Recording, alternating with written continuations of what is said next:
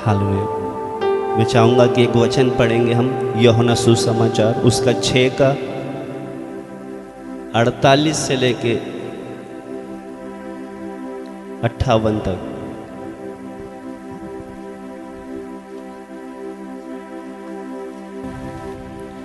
जीवन की रोटी मैं हूँ। तुम्हारे बाप दादों ने जंगल में मन्ना खाया और मर गए। ये वह रोटी है जो स्वर्ग से उतरती है, ताकि मनुष्य उसमें से खाए और ना मरे। जीवन की रोटी जो स्वर्ग से उतरी मैं हूँ। यदि कोई इस रोटी में से खाए तो सर्वदा जीवित रहेगा।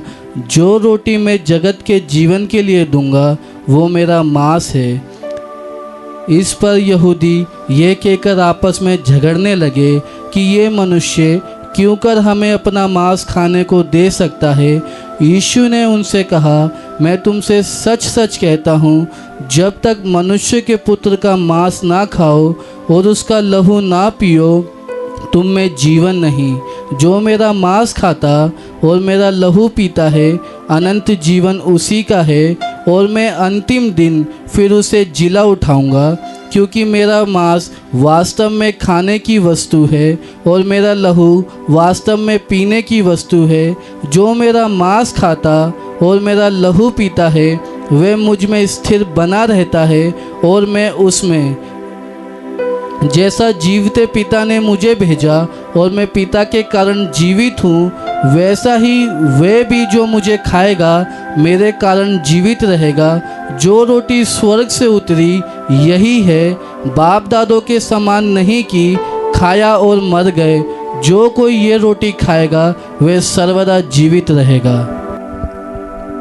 मैं चाहूँगा कि सब बाइबल खोलकर एक बार इसको ध्यान से पढ़े, क्योंकि प्रभु का मेज जो हमारे सामने है, ये प्रभु की क्या है, जो रोटी जिसको हम बोलते हैं ये मांस, और दाखरस जो है उसका पवित्र लहू। जैसे मूसा के समय लोगों ने इजराइलियों को जंगल में जो मन्ना खिलाया था, वो तो उन्होंने खाया, मगर क्या हो गए, सब के सब क्या हो गए, मर गए। जो स्वर्ग से गिरी रोटी, वो रोटी जो क्या है, मन्ना जो खाया था, खाने के बाद भी क्या हो गए, वो मर गए। मगर इस रोटी के लिए प्रभु बोलता है। इसलिए सब बाइबल खोले और एक बार फिर से हम पढ़ेंगे।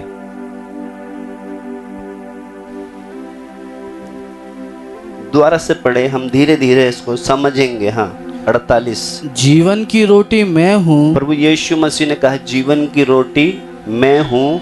तुम्हारे बाप दादों ने जंगल में मन्ना खाया और मर गए। हम देखते ना पुराने नियम में मन्ना खाया था 40 साल तक, मगर फिर भी कहाँ है, वो सब मर गए, ढेर हो गए। आगे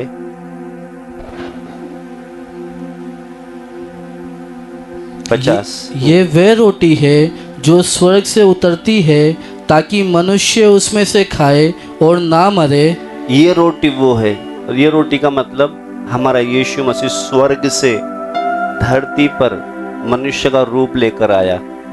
तो लिखा है, ये वह रोटी है जो स्वर्ग से उतरती है, ताकि मनुष्य उसमें से खाए और ना मरे। हाँ, क्योंकि वो जो पहले वाली रोटी बाप दादों ने खाया, वो खाकर तो क्या हो गए, मर गए। आगे, जीवन की रोटी जो स्वर्ग से उतरी मैं हूँ। यदि कोई इस रोटी में से खाए तो सर्वदा जीवित रहेगा। हाँ। और जो रोटी मैं जगत के जीवन के लिए दूंगा वो मेरा मांस है। इस पर यहूदी ये कहकर आपस में झगड़ने लगे, ये मनुष्य कैसे हमें अपना मांस खाने को दे सकता है। जब प्रभु यीशु मसीह बोल रहे थे तो वहां पर जो यहूदी है वो आपस में झगड़ने लग गए कि ये मनुष्य क्यों कर हमें अपना मांस खाने को दे सकता है। आगे, यीशु ने उनसे कहा, मैं तुमसे सच सच कहता हूँ, जब तक तुम मनुष्य के पुत्र का मांस ना खाओ और उसका लहू ना पियो, तुम में जीवन नहीं। लिखा है, बिल्कुल साफ साफ लिखा। यीशु ने कहा उनसे कि मैं तुमसे सच सच कहता हूँ, जब तक मनुष्य के पुत्र का मांस ना खाओ, उसका लहू ना पियो, तुम में जीवन अभी ये यहाँ पर रखा, ये मांस और लहू है क्या?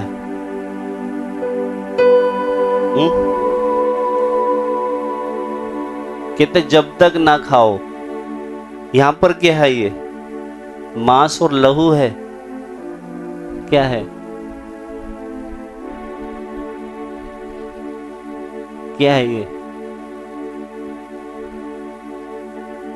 ये हम उस प्रभु को देख कर क्या है, इस तरीके से ये मेज लगाते हैं कि ये रोटी जो है क्या है, यीशु का देह है, और उसको यादगारी में ये हम करते हैं। तो यहाँ पर लिखा है, पढ़े बेटा और आगे, जो मेरा मांस खाता और मेरा लहू पीता है, अनंत जीवन उसी का है। जो मेरा मांस खाता और लहू पीता, अनंत जीवन उसी का है। आगे, और मैं उसे अंतिम दिन फिर जिला उठाऊंगा। मैं उसे अंतिम दिन फिर जिला उठाऊंगा। यानी कि जो मेरा मांस खाता है, लहू पीता है, अनंत जीवन उसमें मैं उसको क्या करूंगा? फिर जी उठाऊंगा। आगे, क्योंकि मेरा मांस वास्तव में खाने की वस्तु है और मेरा लहू वास्तव में पीने की वस्तु है। हाँ, जो मेरा मांस खाता और मेरा लहू पीता है, वह मुझ में स्थिर बना रहता है। यही है मेन। जो मेरा मांस खाता, मेरा लहू पीता, वो मुझ में स्थिर है। यानी कि ये मेज जो है इसलिए ताकि हम अपने आप को जांचे, क्योंकि अनुचित रीति से लेंगे तो क्या होगा, कितने तो रोगी हैं, मर गए। तो इसमें जांचते समय क्या होता है, आते समय जांच कर क्या करते हैं, इसको लेते हैं। क्योंकि जांच, इसको खाने से हम क्या जांचते हैं, अपने जीवन को ठीक करके इसको खाएंगे चलेंगे तो ही हम क्या है, उस नए जीवन में प्रवेश कर सकते हैं। जो इसको नहीं खाता वो सोचते कि चलो मैं अगर अनुचित रीति से लूंगा कहीं ऐसा ना सजा ना जाए, उससे सजा से बचने के लिए क्या करता है, इसमें हाथ नहीं डालता, मगर उसमें वो जीवन नहीं है। फिर समझ में आपको आ रहा है?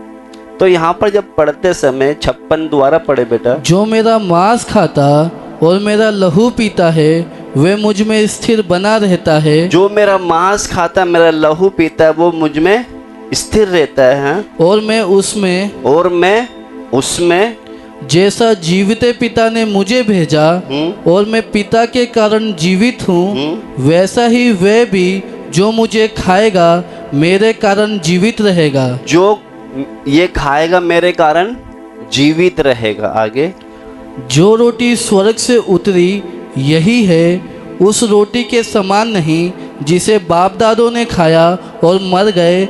जो कोई ये रोटी खाएगा वह सर्वदा जीवित रहेगा। जो ये रोटी खाएगा वो सर्वदा, क्योंकि पहले जो रोटी खाई थी वो तो सब क्या हो गए, मर गए। अब मेरा आपसे एक बोलने का मतलब, ये आयत पढ़वाने का, बहुत से अभी बपतिस्मा नहीं लेते, संगति में तो आ रहे हैं, बपतिस्मा नहीं लेते, पवित्र आत्मा नहीं पाते। क्योंकि जब तक बपतिस्मा नहीं लोगे, पवित्र आत्मा का सामर्थ्य, इसमें हाथ नहीं डालोगे, इसका मतलब आपके अंदर वो जीवन नहीं है जब तक इसमें हाथ नहीं डालोगे। और बहुत से ने क्या करा, बपतिस्मा भी ले लिया, आत्मा का सामर्थ्य भी पा लिया, फिर किसी पाप के कारण इसमें हाथ नहीं डालते। इससे ये मतलब है कि आपके अंदर भी वो जीवन नहीं है। तो ये रोटी खाना कितना जरूरी है अगर वो जीवन चाहिए तो। समझ में आपको आ रहा है? नहीं आ रहा ना? यहां पर जब पढ़ते हैं, ये हमारे विषय में नहीं था, मगर मैं आपको समझाने, क्योंकि बहुत से सोचते हैं कि मैंने पाप किया, मैं हाथ डालूंगा तो कहीं रोगी ना हो जाऊं, तो क्या करते इससे बचने के। बहुत से तो मैं जब पहले समय देखता था, प्रभु भोज होता था, जब पता चल गया आज प्रभु भोज है, वो लोग गायब। आप गायब हो जाओ, हमारा थोड़ी कुछ जाएगा। वचन क्या कहता है यहाँ पर जब पढ़ते समय, बिल्कुल साफ साफ लिखा है, 56 पढ़े बेटा, जो मेरा मांस खाता और मेरा लहू पीता है, वह मुझ में स्थिर बना रहता है। हाँ। और मैं उसमें। जो मेरा मांस खाता लहू पीता है वो मुझ में स्थिर रहेगा और मैं उसमें। इससे पता चलता है, इसको खाने से पता क्या है, इसको खाने से क्या होता है बताओ आप? अगर अनुचित रीति से लोगे तो बीमार, मरोगे भी, और सही तरीके से लोगे तो क्या है, आप प्रभु के साथ आपका संबंध है, आप प्रभु के साथ है, प्रभु आपके साथ है। दो काम हो सकते हैं। अनुचित रीति से लोगे तो मरोगे, तो इसलिए खाते समय अपने आप को क्या करे, जांच ले। जांचने में ज्यादा समय नहीं लगता। अगर मैं कोई गुप्त पाप कर रहा हूं, प्रभु मैं पिछले दिनों से ये पाप करके चल रहा हूं, आज मैं तेरी देह में जुड़ना चाहता हूं, आज के बाद मैं पाप नहीं करूंगा। अगर मन है तो हाथ डाले। अनुचित रीति से लोगे तो क्या करोगे, मरोगे। आपके हाथ में लिखा ना, आशीष भी है, शराब भी है। आप आशीष भी पा सकते हैं। और दूसरा एक व्यक्ति क्या है, वो तो सोचता है कि मैं अभी बपतिस्मा नहीं लिया है तो मैं इसमें हाथ नहीं डालूं। अगर आप जब तक इसमें हाथ नहीं डाल लो, आपके अंदर वो जीवन नहीं है, तो इसमें हाथ डालने का मतलब उस तैयारी में भी हमें क्या है, आना है। क्योंकि यहां पर पढ़ते समय, एक बार और पढ़वाऊंगा बेटा,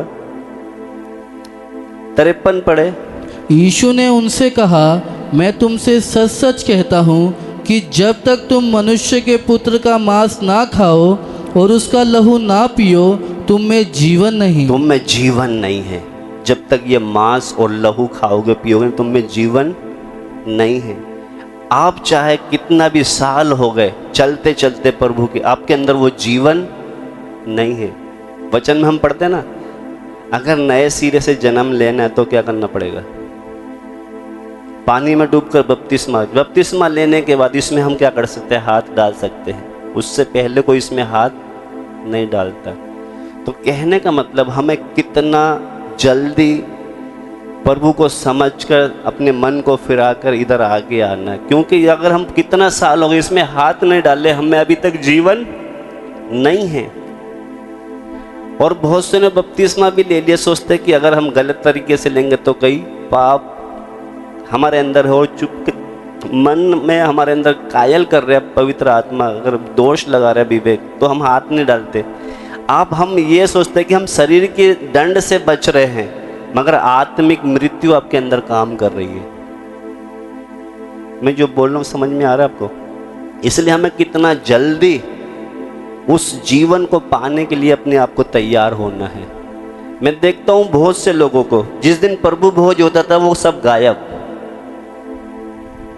क्योंकि अगर नहीं लेंगे तो लोग बोलेंगे पता नहीं कोई पाप करके आया होगा इसलिए नहीं ले रहा।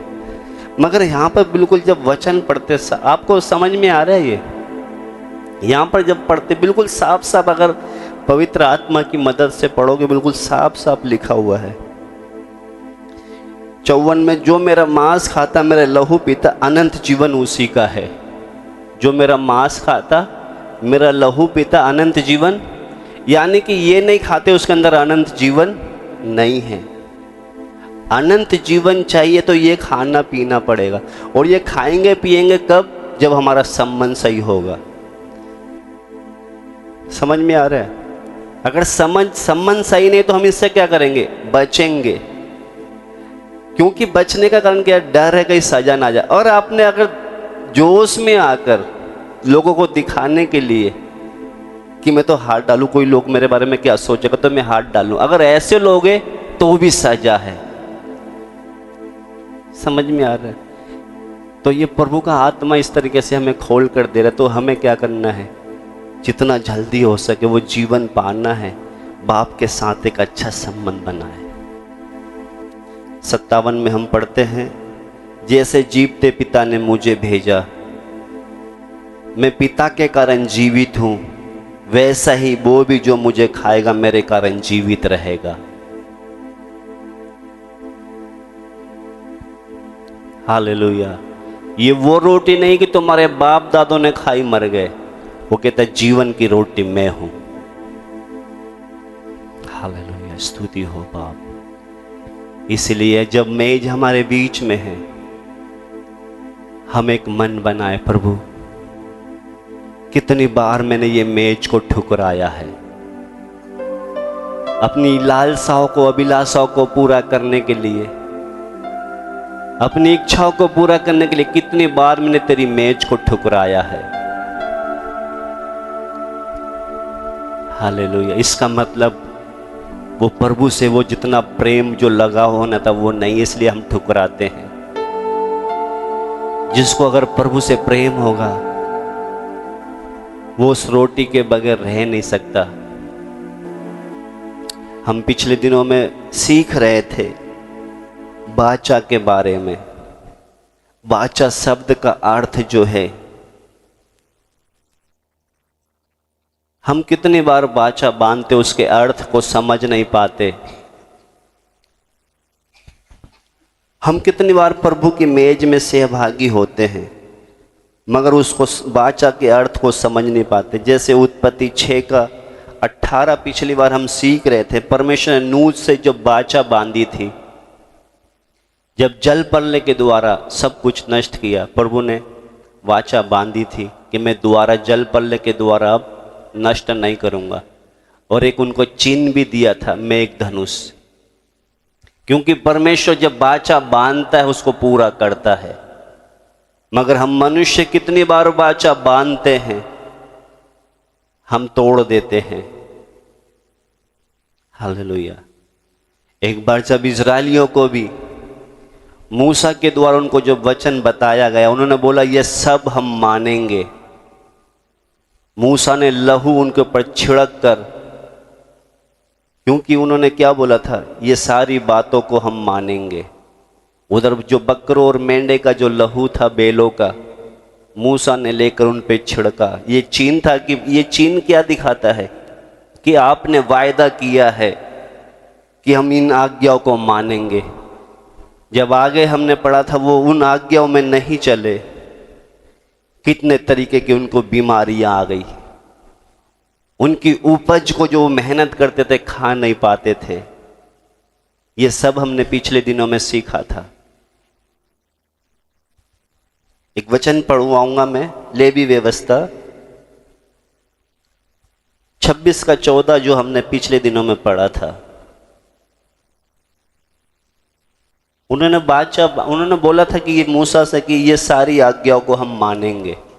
हाँ, यदि तुम मेरी ना सुनोगे और इन सब आज्ञाओं को ना मानोगे और मेरी विधियों को निकम्मा जानोगे, तो तुम्हारी आत्मा मेरे निर्णयों से घृणा करे और तुम मेरी सब आज्ञाओं का पालन ना करोगे वरन मेरी वाचा को तोड़ोगे, तो मैं तुमसे ये करूँगा, अर्थात मैं तुमको बेचैन करूँगा और क्षय रोग और ज्वर से पीड़ित करूँगा, और इनके कारण तुम्हारी आंखें धुंधली हो जाएगी और तुम्हारा मन अति उदास होगा और तुम्हारा बीज बोना व्यर्थ होगा, क्योंकि तुम्हारे शत्रु उसकी उपज खा लेंगे। इधर जब पढ़ते हैं, मूसा के समय लोगों ने बोला था कि सारी आज्ञा को हम मानेंगे। वो जब पढ़ोगे तो आपको निर्गमन 24 में मिलेगा 4 से 8 तक। वो पिछले दिनों में हमने सीखा, इसलिए मैं ज़्यादा समय नहीं ले रहा हूँ। तो जब इन्होंने बोला सब आज्ञा को मानेंगे, मगर यहाँ पर 14 में हम पढ़ते हैं, यदि तुम मेरी ना सुनोगे और इन सब आज्ञा को ना मानोगे, तो यहाँ पर लिखा है ये सब विपत्तियाँ तुम पर क्या हुई, मैं तुम्हें बेचैन करूँगा, रोग डाल दूंगा, तुम्हारी उपज में से तुम खाओगे नहीं। ऐसे करके अगर आज्ञा को नहीं मानोगे, ये दिक्कतें, मतलब प्रभु ने बताई, ये सजा आएगी। आज भी बहुत से विश्वासी क्या करते हैं, प्रभु भोज के समय बड़े बड़े वायदे तो कर लेते हैं, मगर फिर बाद में अपनी इच्छा और अभिलाषा में चलने लगते हैं। मैंने आपको बताया था, जब हम कोर्ट में जाते हैं, कोर्ट में जब कोई पेपर हमें मिलता है लड़ाई झगड़े का, समझौते के लिए या प्रॉपर्टी या किसी के लिए भी, तो हम पहले उस पेपर को अच्छी तरह पढ़ते हैं, तब जाकर क्या करते हैं, साइन करते हैं। पहले अच्छी तरह समझेंगे कहीं हमारे साथ धोखा ना हो जाए। मगर मेज में जब हम हाथ डालते हैं, हम अच्छी तरह अपने आप को, जैसे हम एक पेपर कागज को पढ़कर साइन करते, इधर तो हम क्या करते हैं, जो मर्जी मुंह से बोला हाँ प्रभु चलेंगे, खाया और बाद में अपनी मर्जी में चले। एक पेपर में साइन करने में कितनी बार हम सोच समझ कर करते हैं, मगर इधर जब प्रभु भोज के समय हम क्या करते हैं, इतना जल्दीबाजी लेकर आज बहुत से लोग कितने रोगी होकर बैठे हैं, कितने कितने लोग तो मर भी गए। किस कारण? अगर तुम अपने आप को जांचते तो दंड ना पाते। उन्होंने क्या नहीं करा, अपने आप को जांचा नहीं। तो इसलिए यहां पर आज जो हम सीख कर जाएंगे, निकाल ले बेटा वो वचन पढ़े, इब्रानियों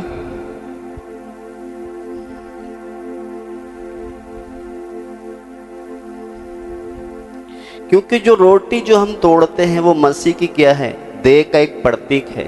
ये जो रोटी हम तोड़ते हैं वो क्या है, मसीह की देह का क्या है, प्रतीक का मतलब एक चिन्ह है।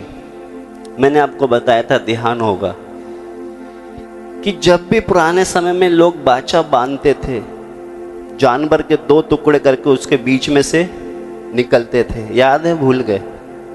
जानवर को काट कर अब्राहम के समय में उसने क्या करा, काट कर उसके बीच में से यहोवा निकल के गया था आग की तरह।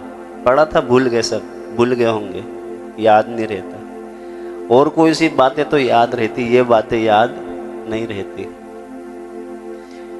तो वो जो बेलों को काट कर टुकड़े करके उसके बीच में से क्या करते थे, इजराइल लोग जब बाचा बांधते थे उस भेंट में से बीच में से निकल के क्या करते थे कि हाँ ऐसा ही होगा, हम इस बात से कभी मुकरेंगे नहीं। तो वो बलि काट, भेड़ या बकरी काट के उसके बीच में से निकल के क्या करते थे, वायदे को, वाचा को पक्का करते थे।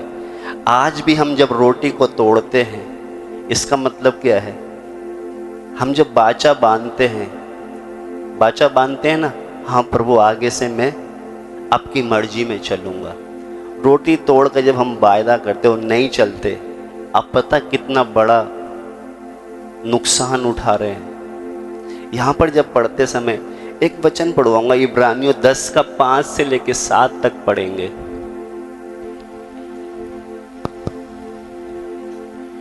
इसी कारण वे जगत में आते समय कहता है, बलिदान और भेंट तूने ना चाही, हाँ, पर मेरे लिए एक देह तैयार की। हाँ, होम बलियों और पाप बलियों से तू प्रसन्न नहीं हुआ। हाँ, तब मैंने कहा, देख मैं आ गया हूँ, पवित्र शास्त्र में मेरे विषय में लिखा हुआ है, ताकि हे परमेश्वर तेरी इच्छा पूरी करूँ। हाँ। अब इधर जब पढ़ते समय पुराने नियम में मूसा के समय में भी देखे तो बेल और बकरों को काट के लहू चढ़ाया जाता था। और आगे भी जब देखते हैं मूसा के समय में भी, दाऊद के समय में भी, यहाँ पर जब एक वचन जो हम मैं पढ़वा रहा हूँ इसको ध्यान से समझने की कोशिश करना, क्योंकि पुराने समय में क्या करते थे, बेल और बकरे का लहू के द्वारा क्या करते थे, अपने पापों को दूर करने की कोशिश करते थे। अगर ऐसा होता तो फिर यीशु को मरना नहीं था, क्योंकि पाप और ये बकरों के लहू के द्वारा पापों से छुटकारा नहीं था। तो पापों से छुटकारा के लिए यीशु मसीह को क्या करना, हमारे लिए धरती पर आकर जान देनी पड़ी। तो लिखा है, इसी कारण, यहाँ पर 5 में पढ़ते, इसी कारण वे जगत में आते समय कहता है, बलिदान और भेंट तूने नहीं चाहिए। बलिदान और भेंट का मतलब उससे क्या, पाप क्षमा नहीं थे, हम वो कुछ समय के लिए था, फिर हर साल फिर चढ़ाना पड़ता था। तो यहाँ पर बोलता है, इसी कारण वे जगत में आते समय कहता, बलिदान और भेंट तूने नहीं चाहिए, पर मेरे लिए एक देह तैयार किया है। होम बलि और पाप बलियों से तू प्रसन्न नहीं होता, क्योंकि होम बलि और पाप बलि से तू प्रसन्न नहीं होता। आगे, तब मैंने कहा, देख मैं आ गया हूँ, पवित्र शास्त्र में मेरे विषय लिखा हुआ है, ताकि हे परमेश्वर तेरी इच्छा पूरी करूँ। तेरी इच्छा पूरी करूँ, यही चाहता है वो, कि हम परमेश्वर की क्या करें, इच्छा को पूरी करें। वो पाप बलि मेल बलि नहीं चाहता, वो चाहता है कि हम उसकी इच्छा को पूरा करें। आज बहुत से लोग उस पुराने नियम में ही जी रहे हैं। अगर हमारे पास सत्य नहीं आता तो हम भी उसी में ही जी रहे थे। हम भी क्या करते थे, बकरे को काटते थे। मगर अब भी वो मेल बलि बकरों का लहू नहीं चाहता, वो भेंट नहीं चाहता। अब क्या कहता है, क्या चाहता है कि उसकी इच्छा को हम क्या करें। आज बहुत से लोग कितना भी बड़ा चढ़ावा चढ़ा देंगे, हमें तेरी इच्छा पूरी करने के लिए मत बोल, क्योंकि हमें तो हमारी इच्छा पूरी करनी है। बाकी तो कितना भी मुर्गा नहीं, हम बकरा भी चढ़ा देंगे, मगर इच्छा तो हम अपनी करेंगे। वो कहते हैं मैं बलि नहीं चाहिए, मुझे क्या है। यहाँ पर 7 में पढ़ते हैं, उधर लिखा है, तब मैंने कहा, देख मैं आ गया हूँ, पवित्र शास्त्र में मेरे विषय में लिखा हुआ है, ताकि हे परमेश्वर तेरी इच्छा पूरी करूँ। क्योंकि परमेश्वर को वो यही चाहता है कि हम उसकी इच्छा को क्या करें, पूरा करें। आज जो हम सीखेंगे, समय बहुत कम है, मैं जल्दी से कोशिश करूँगा कि समय पर ख़त्म हो। जैसे एक वचन मैं पढ़वाऊँगा, वो भी पढ़ ले बेटा। ये सब हमने पिछले समय में सीख लिया था। अभी आगे जो आज हम सीखेंगे, पहला कुरिन्थियों 10 का 16 और 17 पढ़े।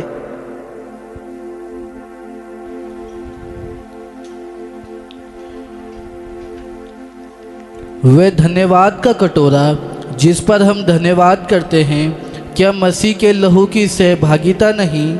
वे रोटी जिसे हम तोड़ते हैं, क्या वे मसीह की देह की सहभागिता नहीं? इसीलिए इधर ध्यान से सुनना। मैं प्रार्थना करूंगा प्रभु आपको समझ दे। समझ लो, वो आयत तो हमने सब सीखी हुई थी, जो टुकड़े करके चलना, बाचा बांधना, ये सब। जैसे परमेश्वर ने नूह से बाचा बांधी थी।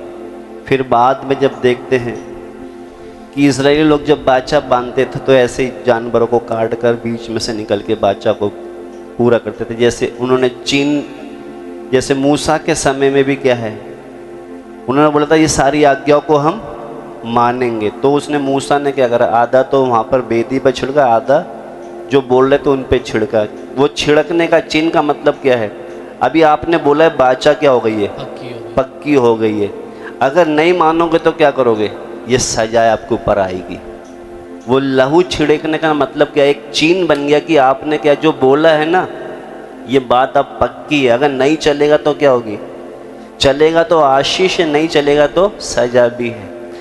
कितनी बार हम भी जब रोटी तोड़ते समय बाचा बांधते हैं ना, अगर बाचा के अनुसार चलोगे तो आशीष है, नहीं तो क्या है, शराब भी। आज कितने लोग सजा का कारण हो गया ना उनका, नहीं चले तो इसीलिए यहाँ पर जब पढ़ते समय, दोबारा पढ़े बेटा वो 16, वे धन्यवाद का कटोरा, वो धन्यवाद का कटोरा। यहाँ पे जो कटोरा रखा है क्या है, ये धन्यवाद का कटोरा जिस पर हम धन्यवाद करते हैं। हाँ? क्या मसीह के लहू की सहभागिता नहीं? ये कटोरे से लहू की, मसीह की क्या है, सहभागिता। यानी कि पिछले दिनों में हम जैसे मर्जी चलते हैं, यहाँ पर आकर हम क्या करते हैं, प्रभु तेरे लहू से मुझे शुद्ध कर, मैं ठीक चलूँगा। क्योंकि हम पापों से मन फिराते तो वापस वो क्या हो जाती है, सहभागिता हो जाती है। समझ में आ रहा है?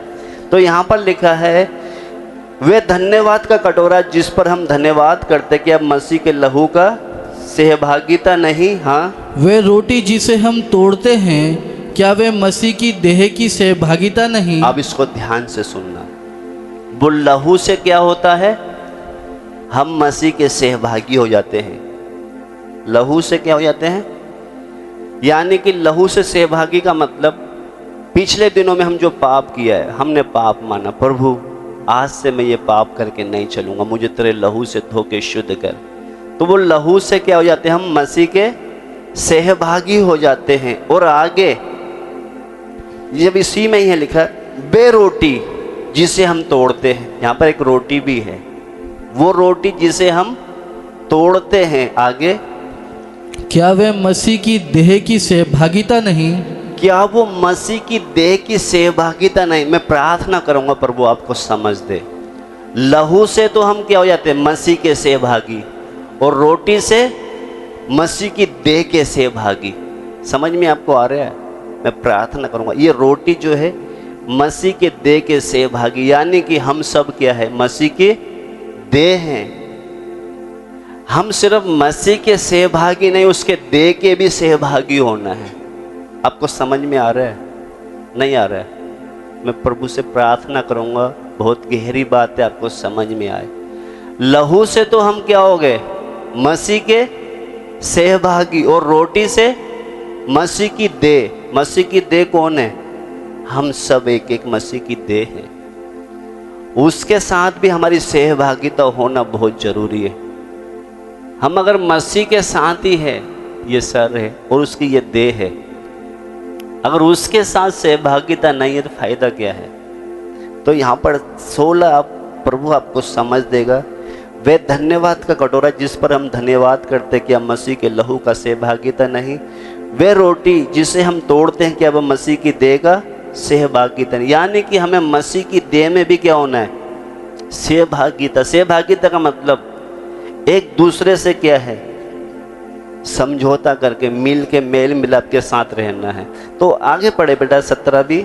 इसीलिए कि एक ही रोटी है तो हम भी जो बहुत है एक देह हैं। एक रोटी है तो हम जब बहुत है ना, जैसे हम यहाँ पे अभी तो 10, 20, 50 होंगे, अगर हम लाखों में भी हैं तब भी हम क्या है, एक देह हैं। समझ में आ रहा है आपको? यहाँ पर लिखा है इसीलिए कि एक रोटी जो हम सब बहुत हैं तो एक देह है। आगे, क्योंकि हम उसी एक रोटी में भागी होते हैं। हम सब क्या है, ये एक रोटी में क्या होते हैं, भागी। ये क्या है, मसीह की देह को दिखाता है। तो हम चाहे कितने भी हैं, हम मसीह की क्या है, देह हैं। तो हमें क्या होना चाहिए, उस देह से भी क्या है, सहभागिता होनी चाहिए। आ रहा समझ में? आगे पढ़ेंगे, 18 भी पढ़े बेटा।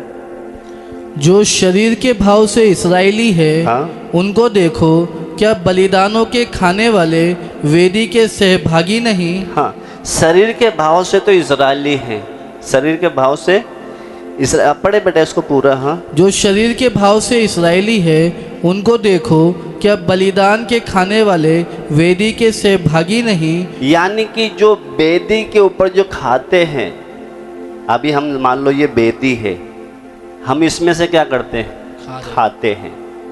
कौन कौन खाता है?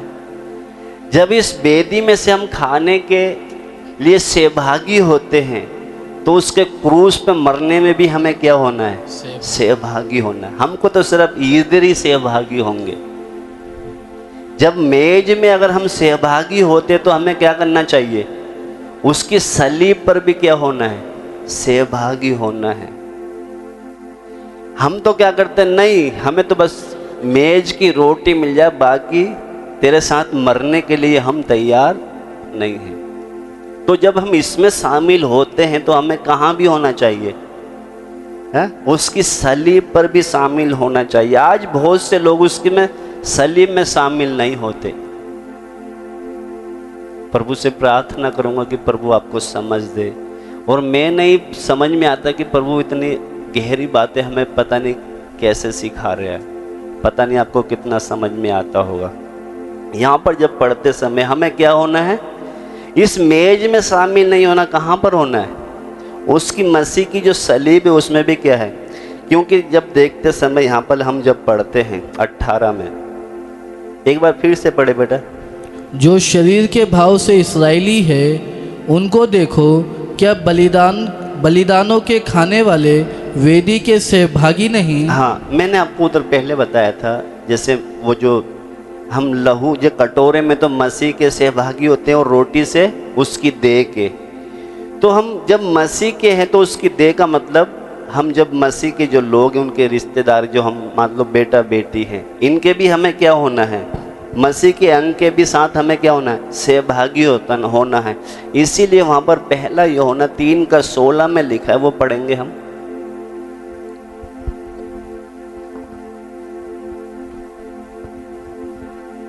हमें सिर्फ मसीह के साथ नहीं मरना, बल्कि क्या करना, उसके एक के साथ भी। हाँ, पढ़े। हमने प्रेम इसी से जाना कि उसने हमारे लिए अपने प्राण दे दिए। हाँ, और हमें भी भाइयों के लिए अपना प्राण देना चाहिए। हमें भी क्या करना है, अपने भाइयों के लिए प्राण देना चाहिए। क्योंकि इधर जो लिखा है, जो रोटी जो हम बोलते हैं, ये मसीह की देह है, यानी कि ये देह है। ये हमें भी क्या करना है, अपने भाइयों के लिए प्राण देने चाहिए। अगर एक व्यक्ति जब, जैसे यीशु मसीह ने हमारे लिए अपना जान दिया, हमें भी क्या करना है, हमारे भाइयों, आज कितने जिन्होंने ये भेद समझ लिया है, वो कितने हैं जो जान देने के लिए क्या है, तैयार हैं। तो एक वचन जो है, वो मेन जो है बात, मैं आपको कोशिश करूंगा कि आपको समझ में आए, प्रभु की आत्मा आपको समझाए। इधर जो मेन बात जो है आज जो हम सीख कर जाएंगे, जब जैसे मैंने आपको बताया है, पहले के समय में, पुराने समय में, जब बकरे को या बैलों को काट कर उस बीच में जब बाचा, अगर आपको आय चाहिए मैं आपको दे दूंगा, क्योंकि हमारे पास समय कम है। आपको वो पहला शमूएल पढ़ेंगे हम, पहला शमूएल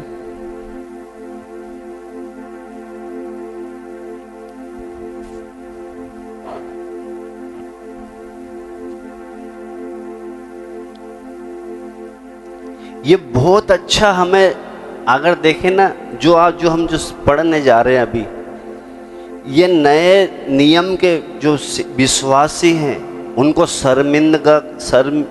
शर्मिंदगी आती है ये आयत जब पढ़ोगे तो आप नए नियम के लोगों को। ये तो पहला शमूएल 18 का 1 से पढ़ेंगे हम। यहाँ पर वो प्रेम को देखेंगे हम, जैसे इधर हमने पढ़ा ना, अपने भाइयों के लिए क्या करना है, प्राण देना है। किसको बोल रहे हैं, ये नए नियम के लोगों को, विश्वासियों को। मगर यहाँ पर जब पढ़ते हैं, पढ़े बेटा पहला शमूएल 18 से 1। जब वे शाऊल से बातें कर चुका तब योनातान का मन दाऊद पर ऐसा लग गया कि योनातान उसे अपने प्राण के समान प्यार करने लगा। हाँ। और उस दिन शाऊल ने उसे अपने पास रखा और पिता के घर लौटने ना दिया। हाँ। तब योनातान ने दाऊद से वाचा बांधी क्योंकि वे उसको अपने प्राण के समान प्यार करता था। हाँ। योनातान ने अपना बागा जो वे स्वयं पहने था उतार कर अपने वस्त्र समेत दाऊद को दे दिया, वरन अपनी तलवार और धनुष और कटिबंध भी उसको दे दिए। और जहाँ कहीं शाऊल दाऊद को भेजता था वहाँ वे जाकर बुद्धिमानी के साथ काम करता था। अतः शाऊल ने उसे योद्धाओं का प्रधान नियुक्त किया और समस्त प्रजा के लोग और शाऊल के कर्मचारी उससे प्रसन्न थे। हाँ, 8 तक पढ़ेंगे, 8 तक। जब दाऊद उस पलस्ती को मारकर लौट रहा था और वे सब लोग भी आ रहे थे, तब सब इस्राएली नगरों से स्त्रियां डफ और तिकोने बाजे लिए हुए आनंद के साथ गाती और नाचती हुई शाऊल राजा के स्वागत में निकली। और वे स्त्रियां नाचती हुई एक दूसरे के साथ ये गाती गई, शाऊल ने तो हजारों को परंतु दाऊद ने लाखों को मारा है। तब शाऊल अति क्रोधित हुआ और ये बात उसको बुरी लगी और वह कहने लगा, उन्होंने दाऊद के लिए तो लाखों और मेरे लिए हजारों ही ठहराया, इसलिए अब राज्य को छोड़ उसको अब क्या मिलना बाकी है। इधर आपको समझने की कोशिश करना, हम नए नियम के लोगों को बोला क्या गया है, अपने भाइयों के लिए प्राण देना। पहला यूहन्ना 3:16 जो पढ़ा था हमने, कि हमने प्रेम इसी से जाना कि उसने हमसे प्रेम किया। एक बार वापस उधर लगा के ताकि आपको समझ में आए। पहला यूहन्ना 3:16, हमने प्रेम इसी से जाना कि उसने हमारे लिए अपना प्राण दे दिए। हमने प्रेम इसी से जाना, नहीं तो हमारे अंदर तो एक स्वार्थ वाला प्रेम था। हमने प्रेम इसलिए जाना कि उसने हमारे लिए प्राण दिए। हाँ, और हमें भी भाइयों के लिए प्राण देना चाहिए। हमें भी अपने भाइयों के लिए प्राण देना चाहिए। ये नए नियम के लोगों को प्रभु का वचन बोल रहा है। मगर जब पुराने नियम में देखें ना, इस आयत को पढ़ के हमें शर्म आ जाती है। जब मैं ये पढ़ रहा था, मैंने कहा प्रभु ये तो पुराने नियम का व्यक्ति है। यहाँ पर लिखा क्या है आपको मालूम होगा। शाऊल जो राजा था, उसके यहाँ दाऊद के 3 भाई थे जो इसके यहाँ काम करते थे। वो सेनापति थे, योद्धा थे अच्छे। तो ये दाऊद के बाप ने बोला, उससे ईर्ष्या ने बोला कि जाकर अपने भाइयों का कुशल क्षेम लेके आ, हालचाल लेके आ। तो जब ये जा रहा था, वहाँ पर एक लड़ाई चल रही है। लड़ाई कौन सी है? गोलियत आके ललकारता था, ये सब डरते थे। तो जब इसने देखा कि ये खतना रहित फलस्तीनी इजरायलियों को ललकारता है, तो इसने जाकर क्या करा, उस गोलियत को मारा। मारने के बाद जब शाऊल ने पूछा ये किसका है, तो उसका जो सेनापति था अब्नेर, उसने बोला ये ईर्ष्या का बेटा, क्या उसको बुला। जब उसको बुलाया, उधर पढ़ोगे ना आप 17 में ये सारी घटना है।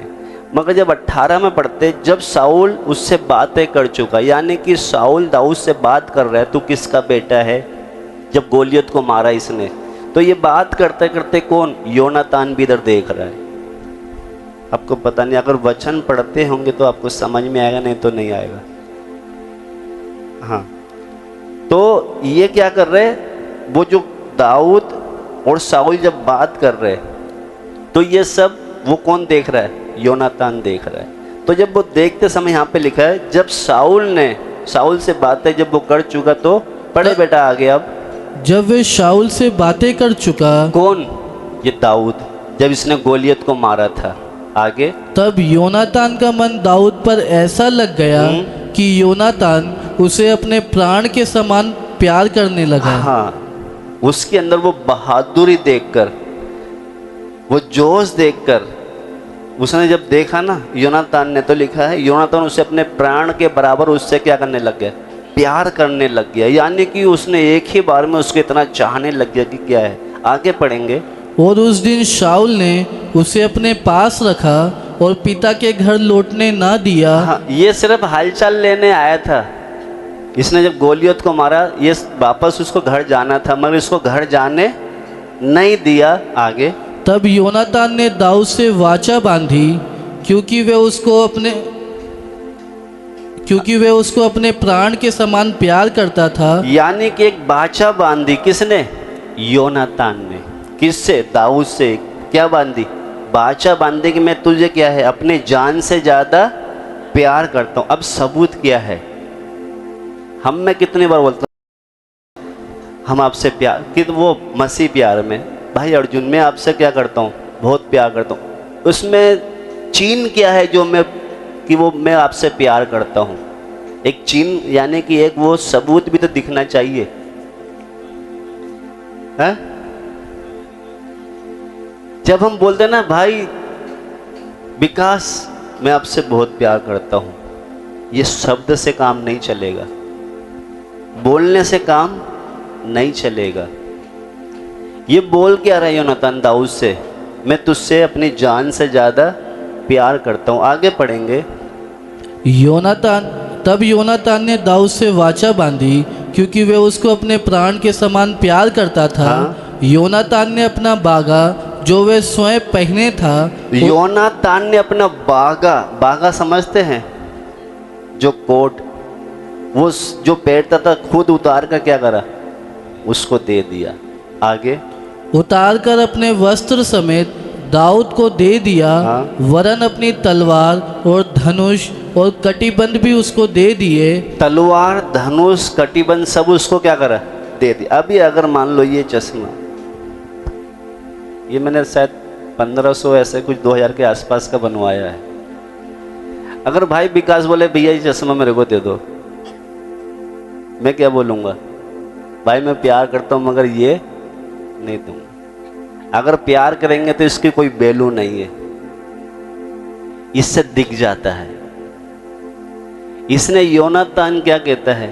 मैं तुझसे अपने प्राण से ज्यादा प्यार करता हूं। क्या करा उसने? अपना तलवार, कवच, जो ऊपर का, ये सब कुछ क्या कहता है? ये दिखता है कि सच में ये प्यार करता है। सिर्फ मुंह से नहीं बोल रहा, ये समझ में आपको आ रहा है? आगे पढ़ेंगे। और जहाँ कहीं शाऊल दाऊद को भेजता था, वहाँ वे जाकर बुद्धिमानी के साथ काम करता था। मेरा इतना ही पढ़ाना, आड़ तक पढ़वाना था। जब इसने दाऊद से, जो योनातान को इतना प्यार हो गया, इसने बोला मैं तुझसे अपने प्राण से ज़्यादा प्यार करता हूँ, तो जब भी ये कहीं भेजते थे, ये परमेश्वर इसको क्या करता था? दाऊद को जय दिलाता था। कितने भी हो सामने वाले शत्रु, ये जीत कर आता था। तो वो जीत देखकर एक बार वहां की स्त्रियां क्या बोल रही? शाऊल ने और दाऊद ने लाखों। ये सुनकर शाऊल के अंदर क्या आ गया? अब इसको निपटाएंगे, क्योंकि ये क्या हो गया? अब वो उसके दिमाग में घुस गया, ये तो मेरे हाथ से राज्य भी ले लेगा। कौन किसको मार रहा? बहुत जोर लगाया शाऊल ने, मगर पता बचाया किसने? ये योनातान ने बचाया, इसी ने बचाया। दिखता है कि ये इससे प्यार करता है।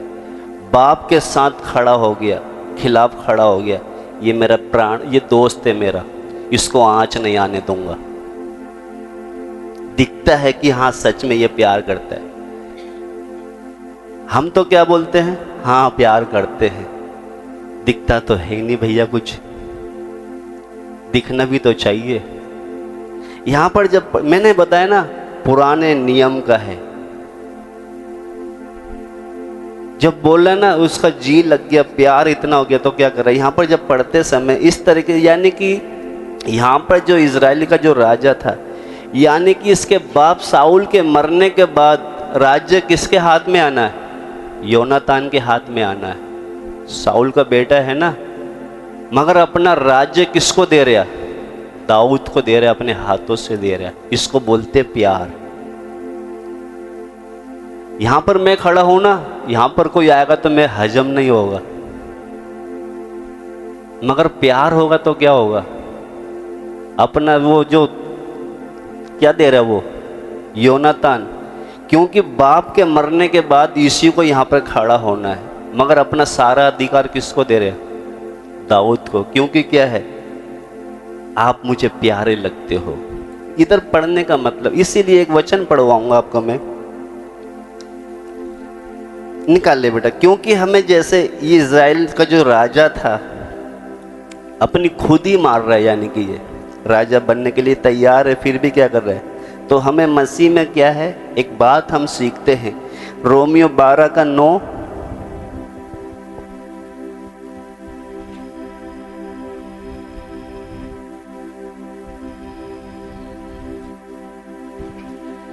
प्रेम निष्कपट हो। ये है, ये होना चाहिए। प्रेम क्या होना चाहिए? निष्कपट। प्रेम कैसे होना चाहिए? निष्कपट। आगे, बुराई से घृणा करो, बुराई से घृणा करो, भलाई में लगे रहो, भलाई में लगे रहो। आगे, भाईचारे के प्रेम से एक दूसरे से स्नेह रखो, एक दूसरे से स्नेह यानी कि प्यार रखो एक दूसरे से। भाईचारे, इधर देखा ना, भाईचारे के प्रेम से एक दूसरे पर दया रखो, परस्पर आदर करने में एक दूसरे से बढ़ चलो। आदर करने में एक दूसरे से, हम तो क्या करते हैं? हमें आदर दो, हमें आदर। इधर लिखा है परस्पर आदर करने में एक दूसरे से बढ़ चलो। बढ़ चलो का मतलब,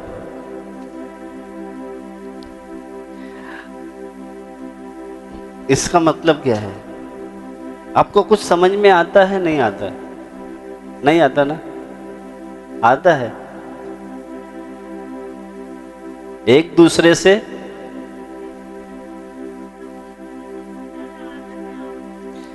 अगर ये भाई विकास ऐसे बोल रहे ना, भैया जय मसीह की, हमको क्या है? जय मसीह की। हम तो क्या करते हैं? हाँ हाँ जय मसीह की। हमें क्या करना है? बढ़ चढ़ कर। अगर वो यूं कर रहा है तो हमें क्या है? जय मसीह। हम तो क्या करते हैं? अगर कोई बोलता ना भैया जय मसीह की, हाँ हाँ ठीक है जय मसीह की, जय मसीह की। तो ये सब बातें क्या है? वो वापस 9 में जाएंगे। प्रेम कैसे होना चाहिए? निष्कपट, कोई स्वार्थ नहीं। वो दिख रहा है उसमें, दाऊद में, योनातान में दिख रहा है। तो आगे पढ़ेंगे बेटा ये, प्रेम निष्कपट हो। क्योंकि अगर हम लगातार अपनी खुदी को मारेंगे, खुदी का मतलब जानते हैं ना, अपने अहंकार को, अपने घमंड को मारेंगे, तभी हम मत्ती 16:18 पढ़े बेटा वो,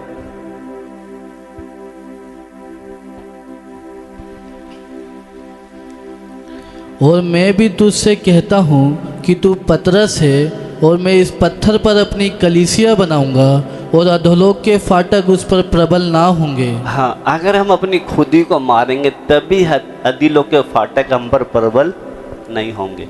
हम पर प्रबल कब हो जाते हैं? हम अपनी खुदी को नहीं मारते।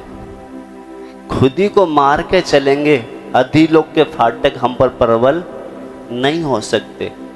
तो यहाँ पर जो है वो घटना याद रखना। कौन सी? योनातान, दाऊद और योनातान। यानी कि वो बोल क्या रहा है कि मैं अपने प्राण से ज़्यादा आपको क्या करता हूँ? प्यार करता हूँ। वो कैसे दिख रहा है? क्योंकि कैसे दिख रहा है? वो अपने अधिकार, अपना जो औजार थे ना, क्या बोलते हैं, हथियार, वो भी क्या कर रहे हैं? उसको दे दिया। क्या क्या चीज दी एक बार दोबारा से पढ़ेंगे हम।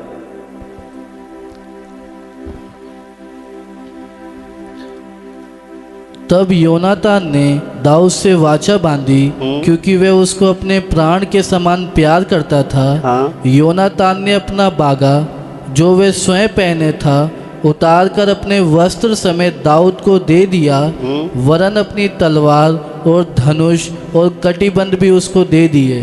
हाँ, एक मिनट।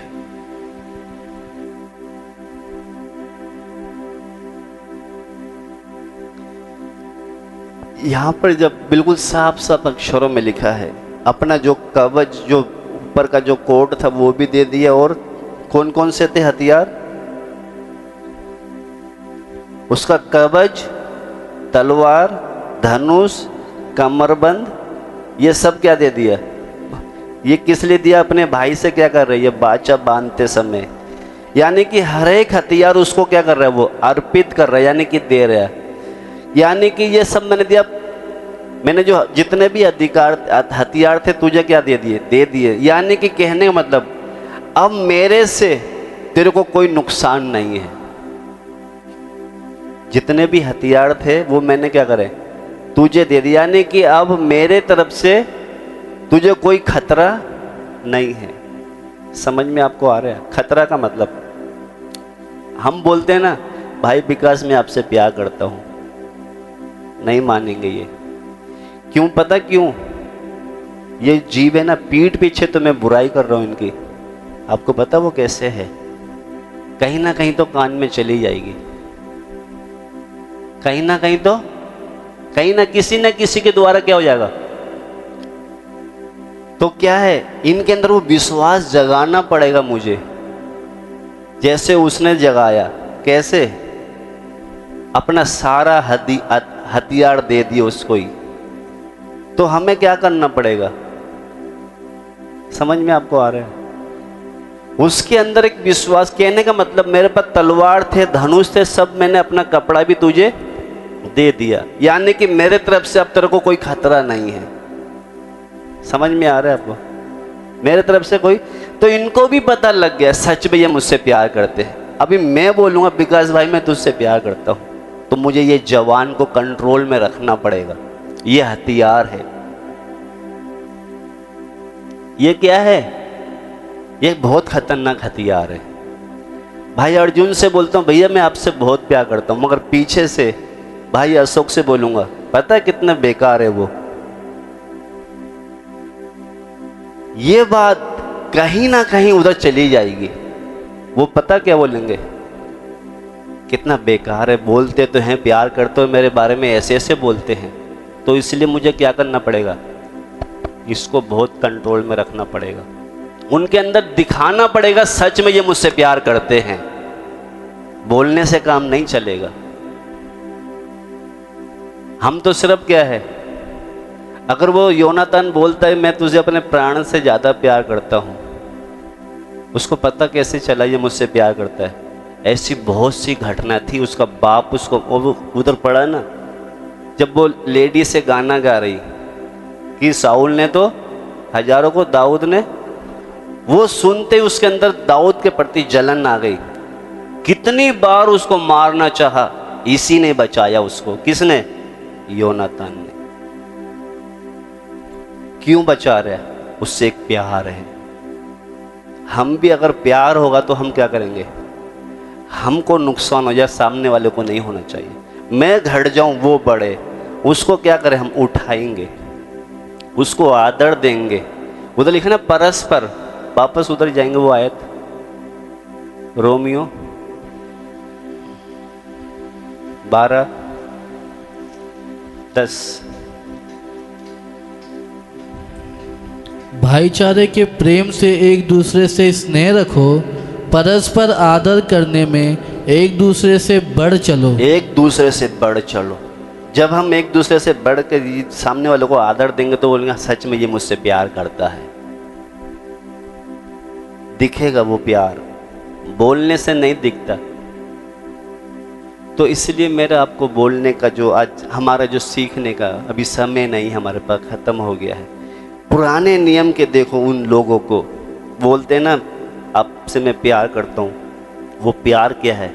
बोलने से नहीं है, दिख रहा है, कामों से दिख रहा है। तो हमारे अंदर भी जैसे पुराने नियम के लोगों को, उनको हमने देखा और नए नियम में बोला कि हमने प्रेम इसी से जाना कि उसने हमारे लिए प्राण दिया। तो हमें भी अपने भाइयों के लिए, तो ये योनातान और दाऊद को जब देखते हैं, कितनी बार उसको बचाने के लिए खुद क्या हो गया, ये जोखम में जा रहा है। आप उसको पढ़ लोगे तो पता चल जाएगा। एक वचन पढ़ के फिर हम प्रार्थना में जाएंगे। पढ़ ले बेटा वो भी, फिर जल्दी से पढ़ के हम प्रार्थना में जाएंगे। क्योंकि इधर जब देखते ना, जैसे उसने अपने सारे हथियार दे दिए, हमें भी क्या करना है? अपने हथियार, हमारे हथियार क्या है? सबसे ज़्यादा तो यही है। कौन सा हथियार है? ये जीभ, इसको कंट्रोल में। आज मेज है, इधर 2 रोटी जब तोड़े जाएगी, उधर हम क्या करेंगे? बाचा बांधेंगे। कौन सी बाचा? प्रभु इसके द्वारा किसी भाई या बहन को मैं पीठ पीछे बुराई करता हूँ, आज के बाद बुराई नहीं करूँ। ऐसा बाचा बांधने की अगर ताकत है तो हम प्रार्थना करेंगे। प्रभु समझ में आया है तो प्रार्थना करेंगे। हालेलुया, स्तुति हो बाप, धन्यवाद करते हैं खुदावन।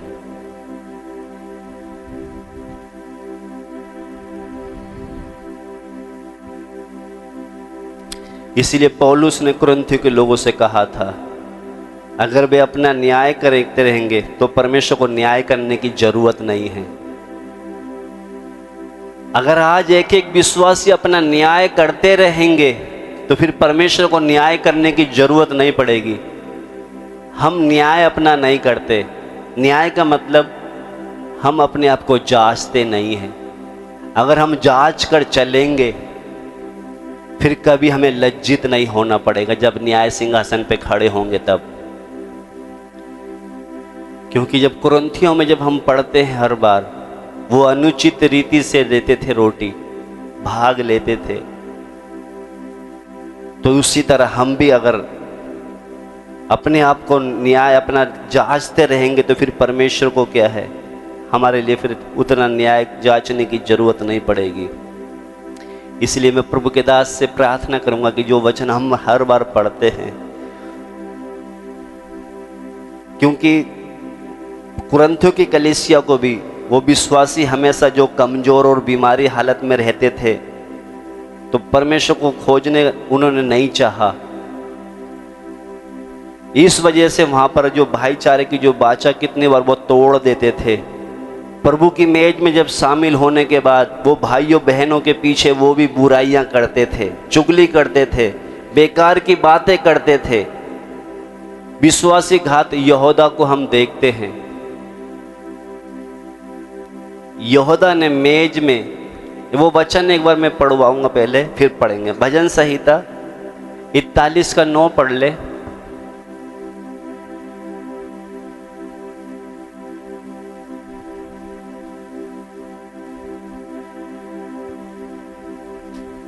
भजन संहिता 41 का 9। मेरा परम मित्र जिस पर मैं भरोसा रखता था, जो मेरी रोटी खाता था, उसने भी मेरे विरुद्ध लात उठाई है। ये किसके बारे में है? यहूदा इस्करियोती। लिखा, मेरा परम मित्र जिस पर मैं भरोसा रखता था, जो मेरी रोटी खाता था, उसने भी मेरे विरुद्ध लात उठाई है। आज कितने ऐसे हैं, ये रोटी खाने के बाद भी उसके विरुद्ध लात उठाते हैं। इसलिए इस रोटी को खाते समय हम अपने आप को जांच लें, क्योंकि कुरिन्थियों की कलीसिया ने खाने के बाद बाहर निकल के वही दूसरों की पीठ पीछे बुराई करना, चुगली करना, उल्टे सीधे काम करना, इसलिए उनमें से बहुत से रोगी थे। अगर आज हम रोगी हैं, बार बार बीमार पड़ते हैं, हम प्रभु से प्रार्थना करें, प्रभु तेरी मेज में कहीं मैं अनुचित रीति से हाथ तो नहीं डालता या डालती हूँ। प्रभु आज मेरे घर में इतना मेहनत में करता हूँ, पेट भर के नहीं खाते, कहीं वो तेरी शराब तो नहीं है मेरे घर में। प्रभु मेरे घर में इतना हम संगति करते हैं, वो उपस्थिति एहसास नहीं होता। वो तेरा वो अभिषेक हमें नहीं दिखता, वो जो अधिकार प्रभु हमें नहीं दिखता। कहीं हम अनुचित रीति से इसमें हाथ तो नहीं डाल रहे। इसलिए आज हम अपने आप को जांचें। हालेलुया। क्योंकि अगर हम बोलते हैं ना हम प्यार करते हैं, तो वो दिखता भी है।